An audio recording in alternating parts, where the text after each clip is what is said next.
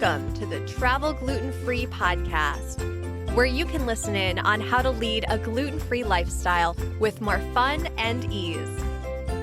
Travel gluten-free is like having a best friend by your side to give you the most up-to-date gluten-free traveler information. Let Travel Gluten-Free be your #1 source for tips, tricks, and advice you can use to safely navigate your next gluten-free travel adventure. Enjoy food, enjoy travel, and enjoy life. And now, here's your show host, Illiquity.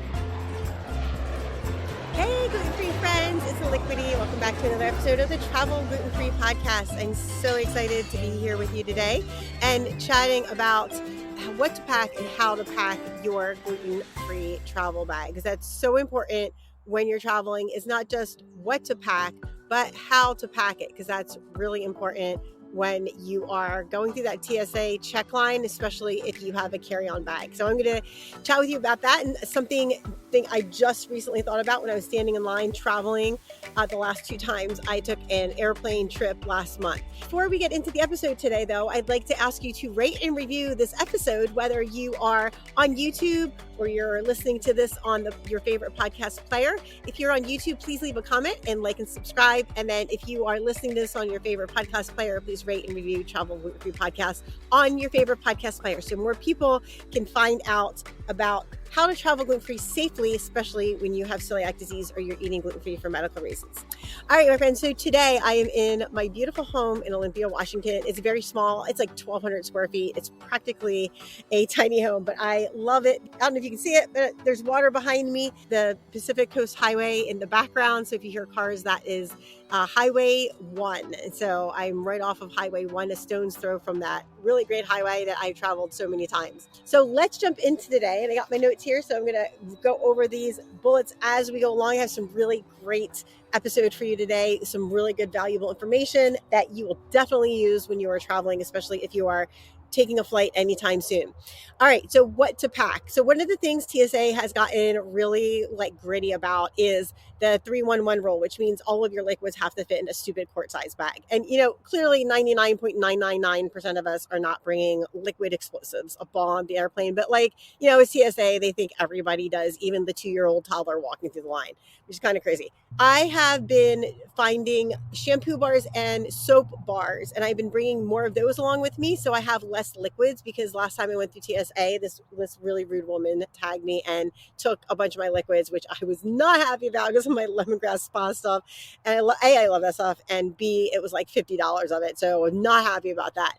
So I'm trying to find more shampoo bars and soap bars that are gluten-free. I found some at my local farmers market, and they're really great. They are a bit easier to travel with too, because they're not liquid. So I'm doing more of that. And then I'm also going to get some plastic or metal containers that I can put those in, so that I don't have to deal with plastic bags all the time, because I'm really trying to reduce my plastic.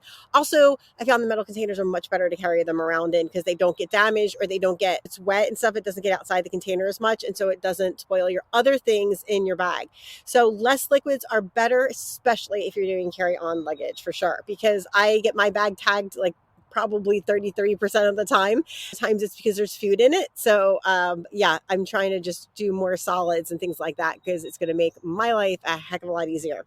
Another thing you want to pack in your check-on bag that you're bringing with you is single serving snacks. Now, I know single serving snacks are going to make more trash. Let me tell you, for travel, it is so much easier to do single serving snacks, unless you have a family and you have multiple people eating the same snack, and you're not going to have to do put a lot of it away or put it away multiple times. Because one of the things I found is that a lot of times if I have a snack that is not a single serving snack and I put it away in my bag, the crumbs will get in my bag and then it makes a mess. Although I do sometimes carry FitJoy grain-free pretzels, and I really love those. So I will just carry that whole bag of pretzels, because between going to my destination and coming back, and possibly at my destination, I'm going to eat those. So I'm not that worried about it.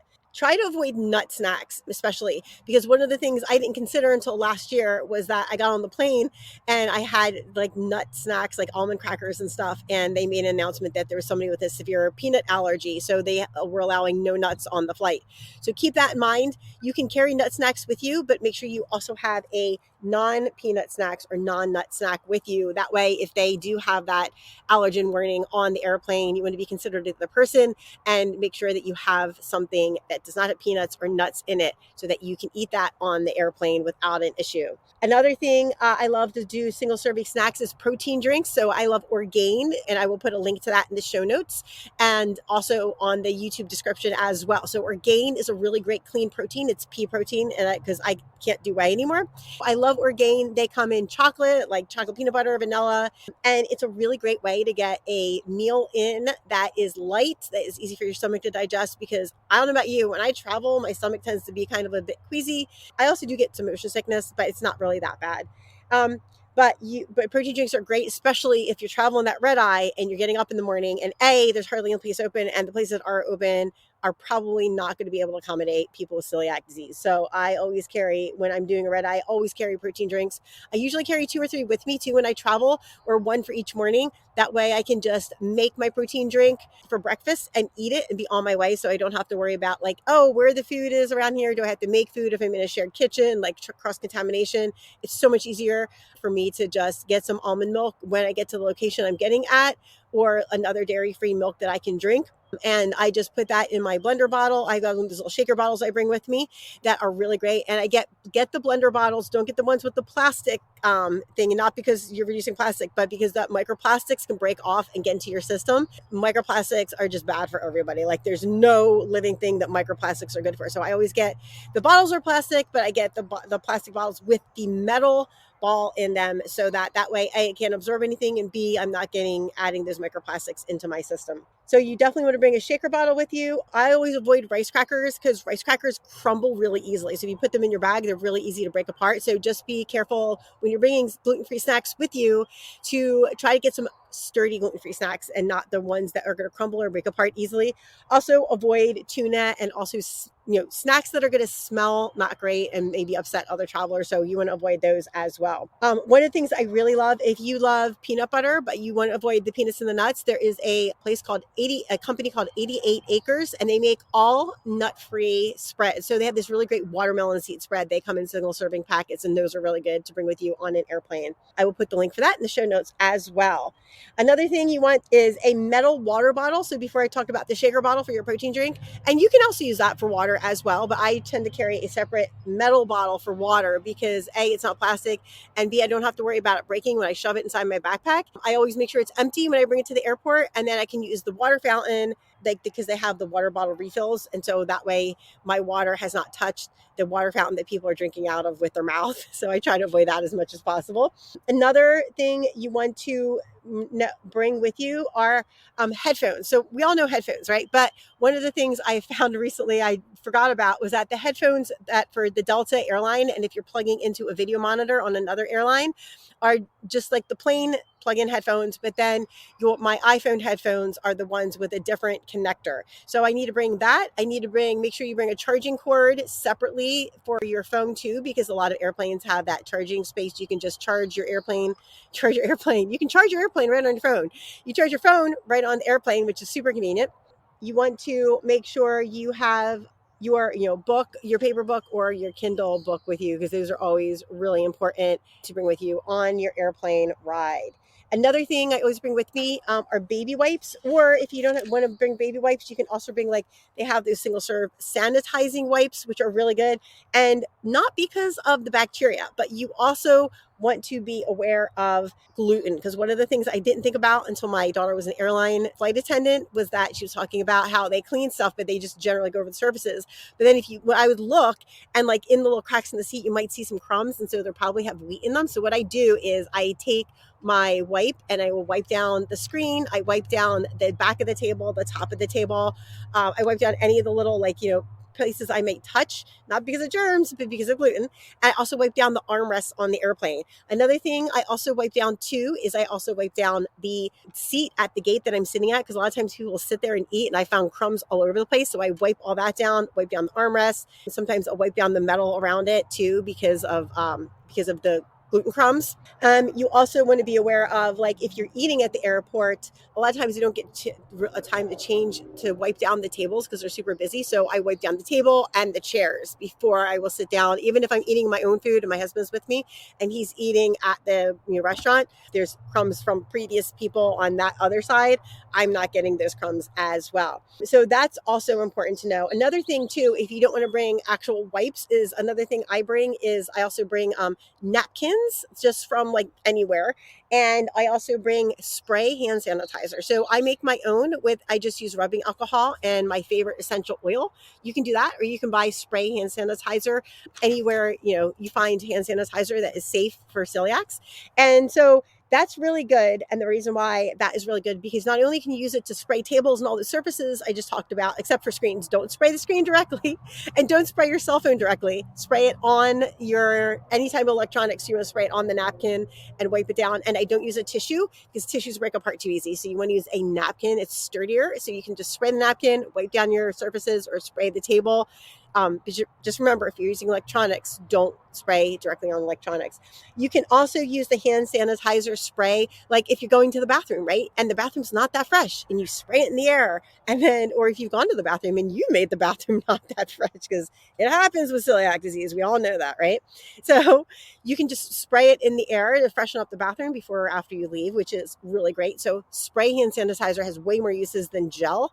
And it also has less chemicals, especially if you're making it yourself, because rubbing alcohol, which is the alcohol you get at the store, is 70% alcohol. And that is the number you're looking for to eliminate germs as well. So not only are you eliminating gluten and spread and smells and stuff, but you're also eliminating germs.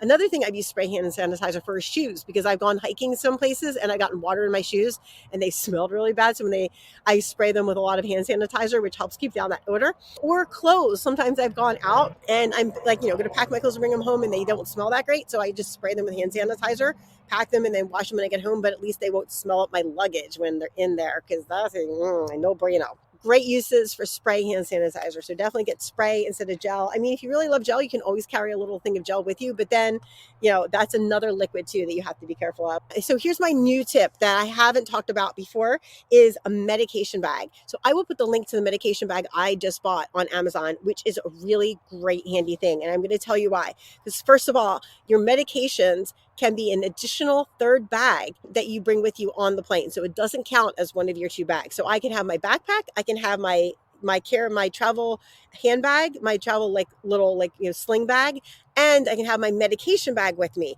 So I saw somebody in the airport a few weeks ago and they had it just on their hip, because they had one that went around their hip. So this one just got across the shoulder. You can carry all sorts of medication. So I'm going to read to you right now from the TSA government website, and I will put this link in the show notes. It's tsa.gov/travel/special-procedures, disabilities and medical conditions. So if you have a disability and medical condition and you want to bring medications with you, you still have to go through the TSA pre-check. Okay, so medications in pill or other solid form must undergo security screening. It's recommended that medication be clearly labeled to facilitate the screening process. Check with state laws regarding prescription medication labels. You're responsible for displaying, handling, and repacking the medication. When screening is required, medication can undergo a visual or x-ray screening, and may be tested for traces of explosives. Inform the TSA officer that you have medically necessary liquids and or medications, and separate them from other belongings before screening begins. And you must declare accessories associated with your liquid medications, such as freezer packs, IV bags, pumps, and syringes. Labeling these items can help facilitate the screening process. The 311 Liquids Rule Exemption. TSA allows larger amounts of medically necessary liquids, gels, and aerosols in reasonable quantities for your trip, but you must declare them to TSA officers at the checkpoint for inspection. Remove medically necessary items from your carry-on bag. And this is why you want a separate medical bag, because you can just put all of your medicines and supplements and anything like that in that one bag. So these items can be screened separately from your other belongings. You're not required to place your medically necessary liquid, gel, or aerosol in a plastic Ziploc bag. So that means your 1 quart that you're putting your toiletries in is exempt. So your medications are exempt from that bag. So you can keep all your toiletries in your 1 quart and then put your medicines in a completely other bag. Okay, so if a medically necessary liquid, gel, or aerosol alarms during the screening process, it may require additional screening and may not be allowed, which I can't see why they wouldn't allow a prescription. That's kind of silly. I've never seen anybody be denied taking their medication with them, especially if it's a prescription. All right. So it says the 311 liquids rule exemption allows certain items to be carried in the cabin of the aircraft when the item is declared. And it is one, required during your flight and or at your travel destination. 2, not available at the airport in the sterile area after screening checkpoint. And 3, not available at your travel destination. So that means any of the prescriptions you carry are not going to be available at your travel destination because that's not your pharmacy. And especially if you're traveling in another country, you can't call in a prescription, I don't believe, over the country. So anyway, the whole point of it is any of the prescriptions are covered under this because those are things that are not going to be available at your destination.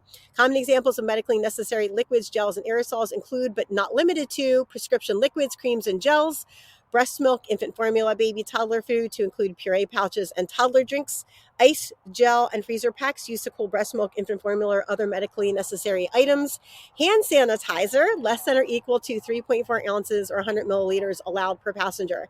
So not medically necessary is water, juice, soda, and other beverages, except for certain health conditions such as diabetes, partially solid food items such as spread peanut butter, sauces, jams, and jellies, sunscreen lotion. So it says for accessories, ice packs, freezer packs, gel packs, and other accessories may be presented at the screening checkpoint in a frozen or partially frozen state to keep medically necessary items cool. All items, including supplies associated with medically necessary liquids, such as IV bags, pumps, and syringes, must be screened before they permit it into the secure area of the airport. It says they can test liquid gels and aerosols for explosives. If they can't use x-ray to clear the items, they may ask to open a container and transfer the contents into a separate container. I've never seen anybody do that. I kind of feel like that's kind of ridiculous. But I mean, if you open it up and you take a small sample out and give it to them, maybe, but like, I can't see them. I would never transfer my stuff into that container. I don't know what's in that. And they can't guarantee that I'm not going to have an allergic reaction to it.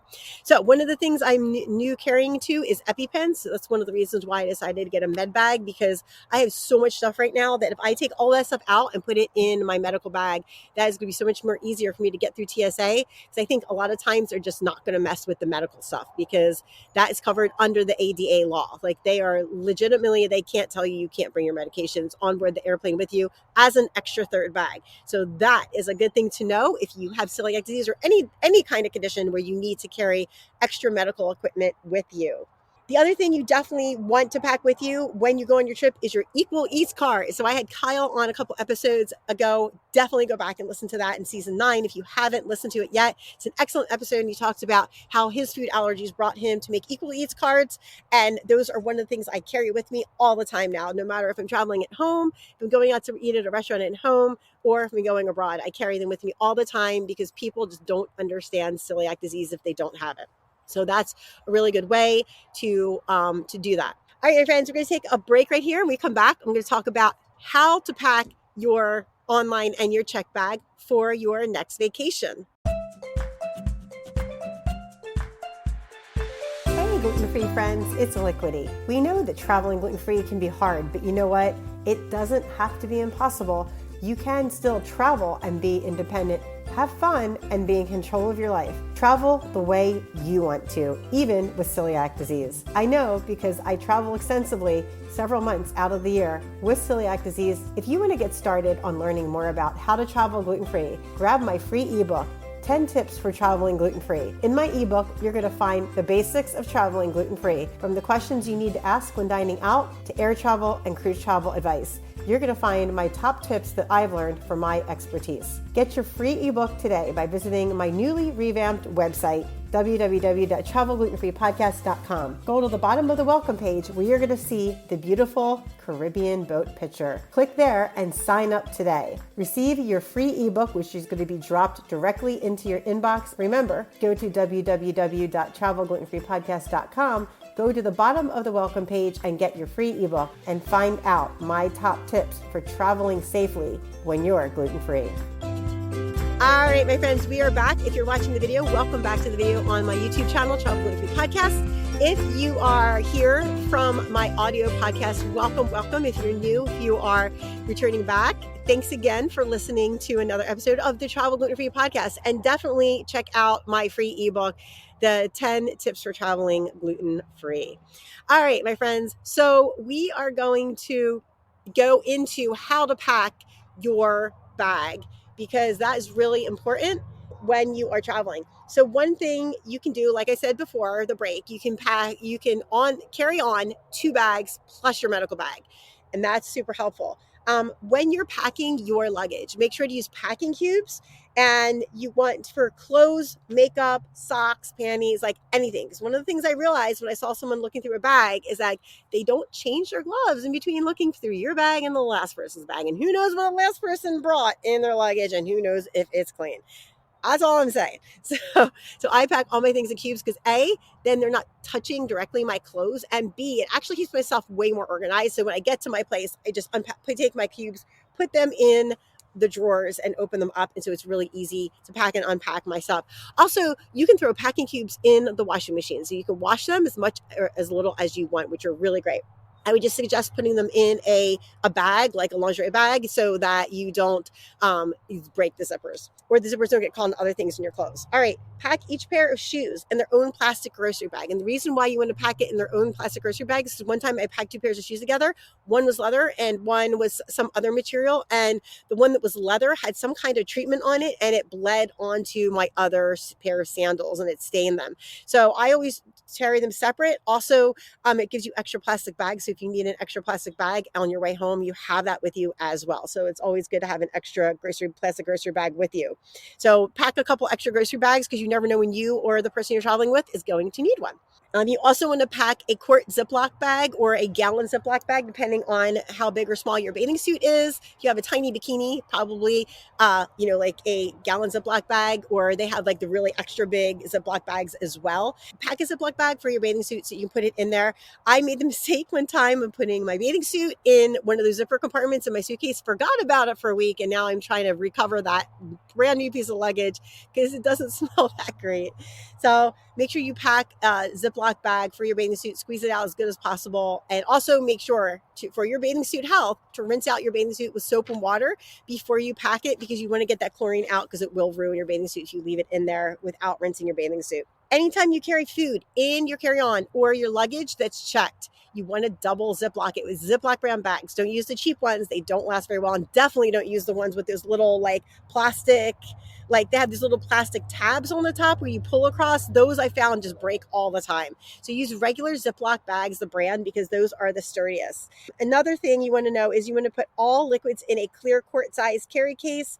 I will link a really awesome carry case I just bought to replace the one the TSA agent chucked, because I didn't think about it. I was running late for my airplane, literally the last person on the plane. My husband's like, why don't you just take your case and leave the liquids? I was like, duh, I didn't think about that. But I literally was I need to get on my plane and not miss it. So I didn't even think about that. So I needed to get a new one. And I just got this really great pack of 3. I have not used them yet, but they look pretty sturdy. They've got good zippers on them. And I will put a link to them in the show notes. Is literally like a pack of 3 for $9. So I have a couple to keep in different places, and I'm going to give one to my daughter. So that was a really great deal, and I will link that in the show notes for you. All right, my friends, I hope this was super helpful. If you travel through air, and I traveled probably about a dozen flights already this year. It is not even halfway through the year. This will definitely help you. These are all the things I wish I had known when I first had celiac disease. And with the TSA rules, it definitely is hard. I remember traveling pre 9/11. It was so easy to get through airports, especially with kids. I can't imagine for you, those of you who have little kids. Oh my gosh, I see people traveling through airports with little kids, and that is rough. It is rough. It's really stressful. So if you have any other questions about packing your bags or what to bring with you, please hit me up on my website at travelglutenfreepodcast.com on my contact form. It's my newly designed website. I'm really proud of it, and it looks really spectacular. So definitely visit it. Hit me up on my contact form and let me know what questions you have about traveling gluten-free. All right, my friends, I hope you have enjoyed this episode. I will see you next week for another episode of the Travel Gluten-Free Podcast. Travel Gluten-Free Podcast is a production of Travel Gluten-Free LLC. Looking for a great way to connect with over 2,000 consumers per month? Contact Aliquity for information on sponsorship levels to boost your business. Subscribe today so you won't miss a single episode of Travel Gluten-Free. Subscribe on Apple Podcasts, Pandora, Spotify, Stitcher, or wherever you listen to your favorite podcasts.